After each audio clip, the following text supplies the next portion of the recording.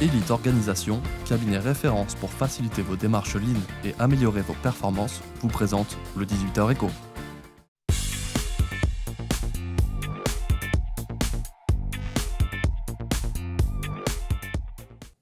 Bonjour à toutes et à tous, très heureux de vous retrouver pour cette nouvelle saison du 18h Éco, le magazine économique de Télé-Nantes qui ne se laisse pas dépasser par la crise et qui vous parle de celles et ceux qui entreprennent en Loire-Atlantique. 18h Éco, saison 3, et pour ce premier numéro, nous recevons Olivier de la Chevannerie, président d'un des réseaux de PME les plus actifs du département, le réseau Entreprendre. Bonjour Olivier de la Chevannerie. Bonjour.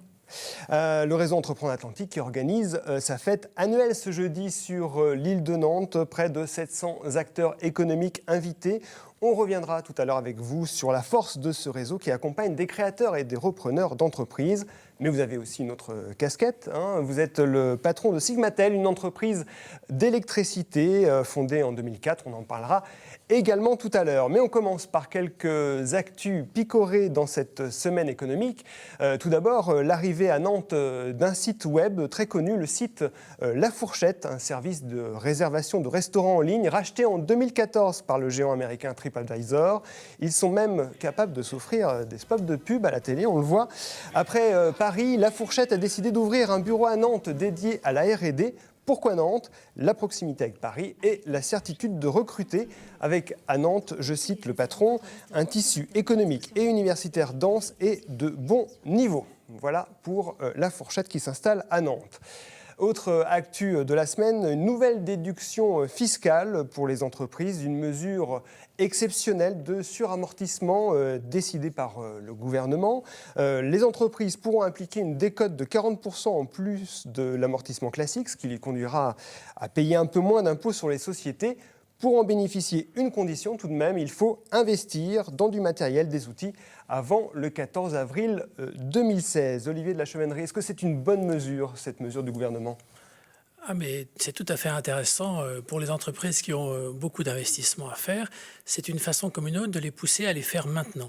Je pense qu'on a besoin d'un redémarrage économique rapide et je pense que ça va tout à fait dans le bon sens. Ça vous concerne, vous, en tant que... Alors nous sommes plus une entreprise de service avec beaucoup de manœuvres. Oui. On était quand même plus avantagé par une autre loi qui avait été votée avec le CICE, qui permettait une baisse des charges. On était plus intéressé par la baisse des charges sociales. Vous considérez que tout ça va dans le bon sens, en tout cas? Tout ça va dans le bon sens. On pourrait aller encore plus loin, mais tout ça va dans le bon sens. Est-ce que c'est un nouveau cadeau aux entreprises? Non, on ne peut pas parler de cadeaux aux entreprises. Il faut comprendre qu'aujourd'hui, ce sont les PME et TPE qui créent des emplois.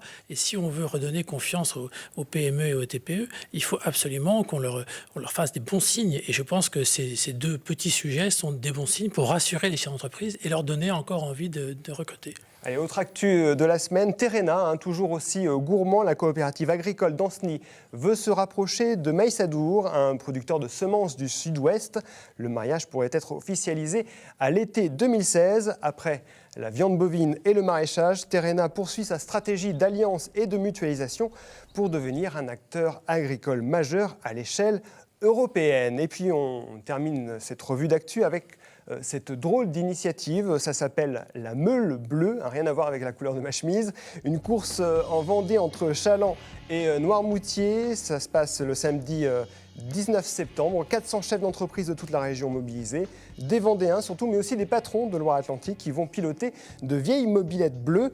L'événement est présenté comme le plus grand rassemblement d'entrepreneurs en meule. Est-ce que vous êtes inscrit ? Alors, je ne suis pas inscrit, on m'a proposé, mais vous savez qu'il y a carence de meules bleues. On ne trouve plus de meules bleues sur le Bon Coin. D'accord. Donc, j'ai pas pu faire d'équipe. Ils ont racheté tout le stock. Ils ont racheté tout le stock et voilà, c'est devenu un produit rare. C'est bien de rigoler entre chefs d'entreprise. Est-ce que ça fait très sérieux tout ça ?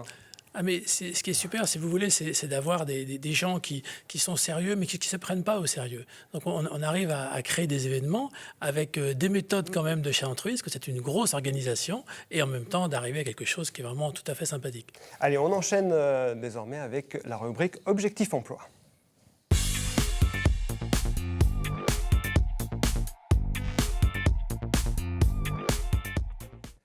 On le sait, Burger King va ouvrir 2 nouveaux restaurants dans le département d'ici la fin de l'année, à Saint-Herblain, zone Atlantis, et à Saint-Nazaire, zone de l'Immaculée. Les recrutements sont en cours, une centaine à Saint-Nazaire, 90 à Saint-Herblain, que des CDI à temps partiel jusqu'à 24 heures par semaine, avec de grosses amplitudes horaires, y compris le week-end. On est sur un salaire de base de 9,61 € de l'heure, c'est du brut, plus une rémunération variable. Pas de diplôme exigé, les candidats sont évalués grâce à des exercices pratiques et des ateliers de simulation conduits par Pôle emploi. Vous connaissez cette méthode de recrutement qui ne s'appuie pas justement sur les CV? Est-ce que ça vous paraît une bonne solution pour recruter? D'oublier un peu le CV, de faire plus confiance aux aptitudes réelles des candidats?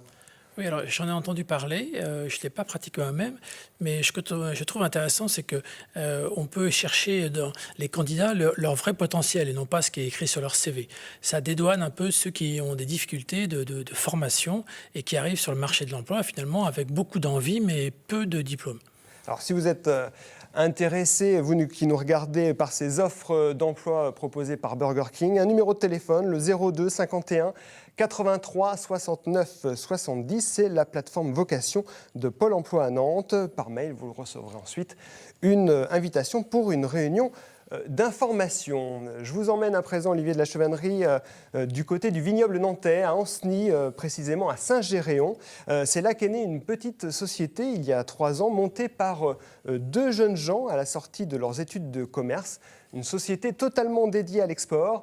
Les créateurs veulent faire connaître les vins des petits producteurs de la vallée de la Loire à travers le monde. Et pour ça, ils sont prêts à aller démarcher les marchés étrangers les moins attendus. C'est un reportage à consommer bien sûr avec modération.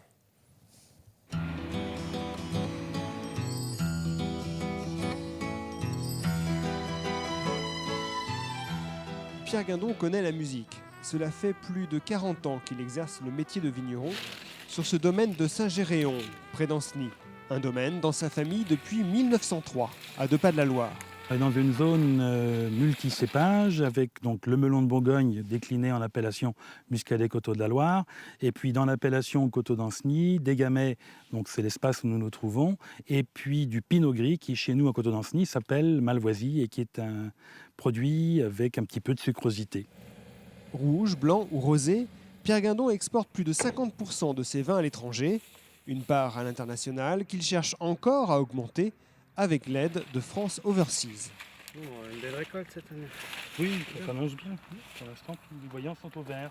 Globalement, aller au bout du monde, j'en ai pas le temps, les moyens. Je parle à peu près l'anglais, mais on passe à peu près partout. Mais d'autres langues, je pratique pas, l'espagnol, ainsi de suite. Donc, et puis il faut savoir déléguer. La jeune société, créée en 2012, défend à l'étranger les productions d'une douzaine de vignerons ligériens. États-Unis, Europe, Japon, mais aussi des destinations moins classiques. En ce qui me concerne, moi, par exemple, je travaille sur le Kazakhstan, je travaille sur le Kirghizstan, je travaille sur la Mongolie. J'ai mes collègues, Corentin en l'occurrence, et Marc, qui travaillent sur la Colombie, le Venezuela. On a des pas qui se font en Uruguay et au Paraguay dans les mois qui viennent. Des marchés émergents qu'il faut soigner. Jordan passe plusieurs semaines de l'année à l'étranger. Le jeune homme s'est mis aux Russes pour mieux négocier avec ses clients, grossistes, distributeurs, cavistes ou hôteliers-restaurateurs. Dans 15 jours, je pars en Mongolie voir un producteur de fromage, de yak en l'occurrence, qui veut faire des paniers pain, fromage et vin. Et je pense que le gamay Coteaux d'Ancenis a tout à fait sa place là-bas. Après, on est parti sur, de toute façon, un business plan sur 4 ans. Faut être lucide, on ne fait pas de l'export en moins de 3 ou 4 ans en général. Donc non, à l'heure d'aujourd'hui, on n'en vit pas, mais on n'en est pas loin. Donc on a jusqu'à l'été prochain, là, pour être clair, pour pérenniser un petit peu cette histoire-là. Les créateurs de France Overseas ont déjà pris quelques commandes au Japon, au Brésil ou en Chine. Ils veulent aussi booster l'image de leurs vignerons en développant le no-tourisme. En juin dernier, ils ont fait venir des journalistes du Kazakhstan pendant une semaine, une première, qui a valu ensuite au Château de la Loire et à ses vins un reportage télé au pays des steppes.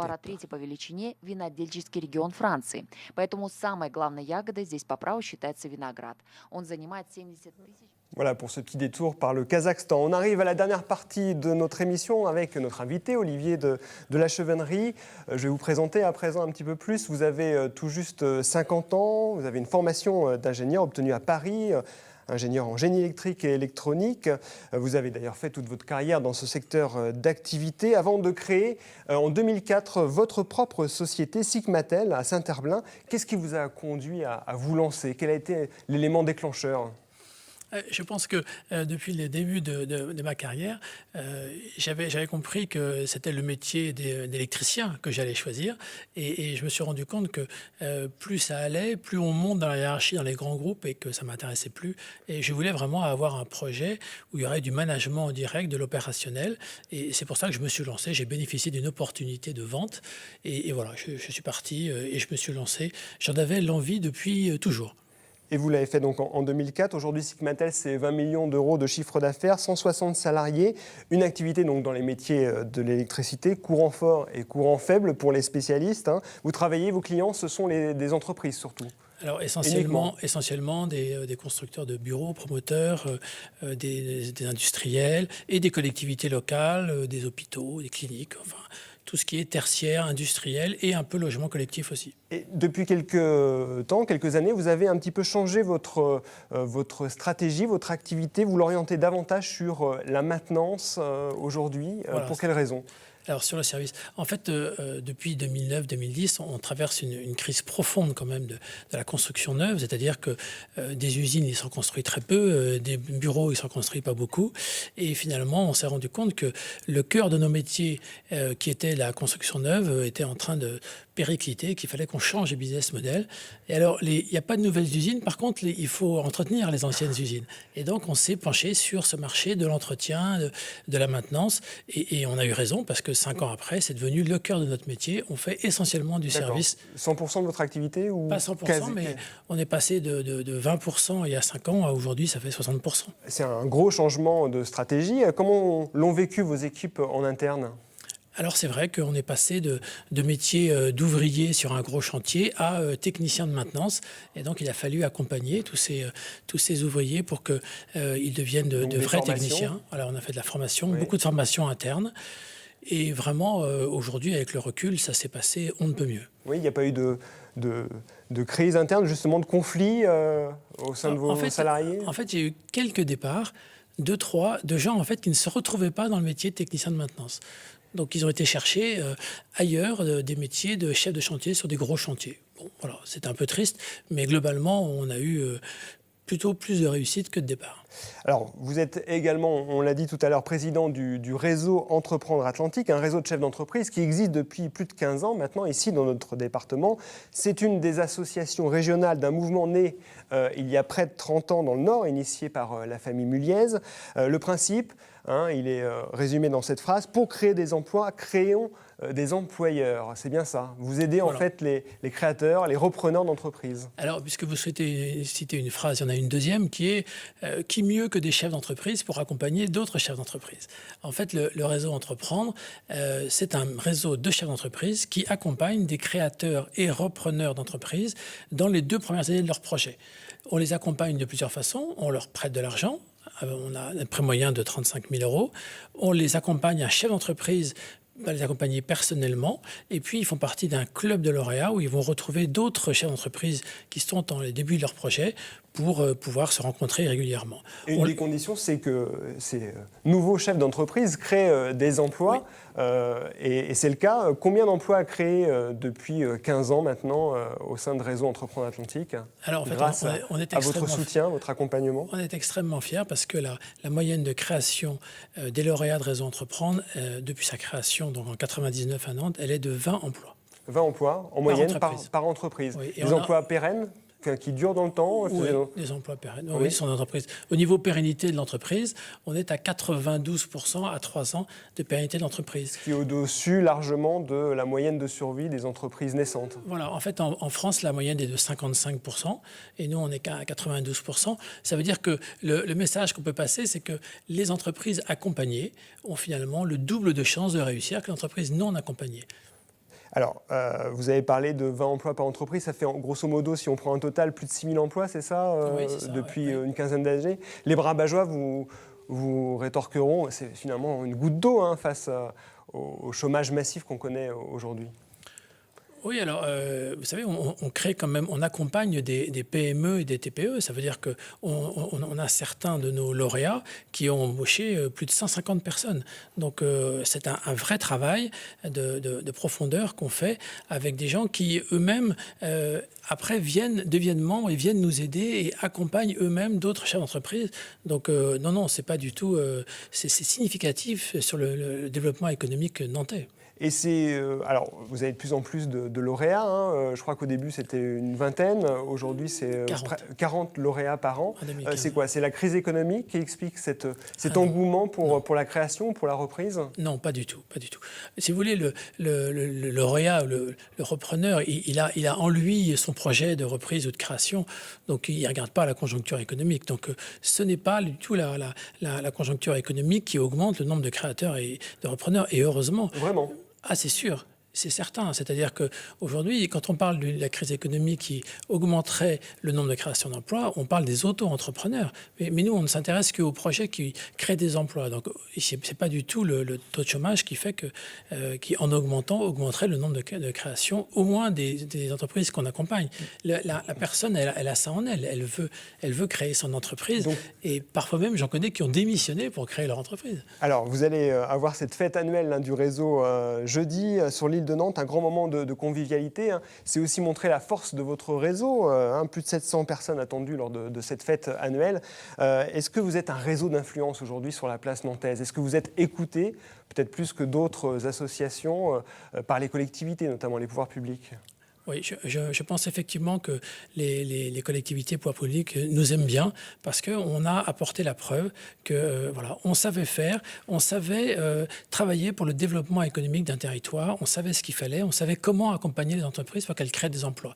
Donc je sais que les politiques, de manière générale, nous regardent avec attention, bienveillance. Avec bienveillance et suivent vos projets. Bien sûr, bien sûr. Merci beaucoup Olivier Merci de la Chevannerie d'avoir accepté notre invitation pour ce premier numéro de 18h Éco saison 3. Cette émission est à retrouver toute la semaine sur notre antenne et sur telenantes.com. À bientôt.